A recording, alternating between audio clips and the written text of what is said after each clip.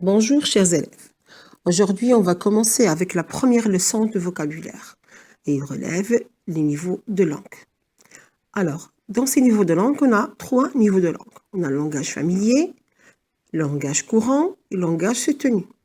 Alors, pour le langage familier, il est utilisé à l'oral avec les amis. Ça veut dire que vous l'utilisez entre vos discussions, les conversations que vous menez avec vos amis, entre vous.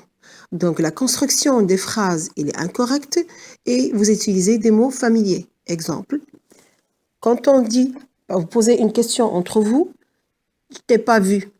Là, on a ici, je t'ai pas vu. Alors, normalement, c'est la phrase à la forme négative.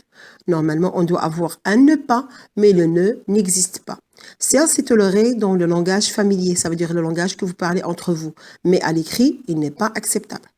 On passe maintenant au langage courant. Le langage courant, il est employé à l'oral dans des écrits courants comme les journaux, comme les revues, comme les petites rédactions qu'on mène en classe. Donc, le vocabulaire, il est courant et phrase simple. On n'utilise pas les phrases complexes. Donc là, toujours, on a des petites phrases, sujet, verbe et complément. Exemple, mon ami raconte des mensonges.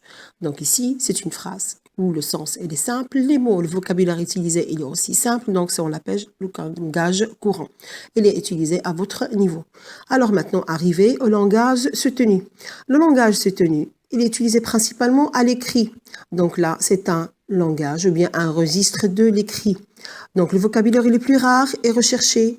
Et construction de phrases élaborées, ça veut dire là la construction des phrases et le vocabulaire qu'on utilise, c'est un vocabulaire qui est très développé, donc qui relève d'un certain niveau de la langue française. Un exemple ici qu'on a donné, mon camarade débite des balivernes.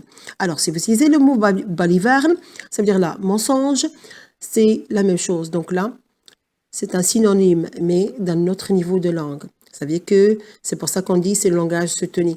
Et la plupart du temps, elle est utilisée dans les livres, entre les personnes, les grandes personnes qui sont bien instruites ou bien plus fortes, bien calées dans le langage français.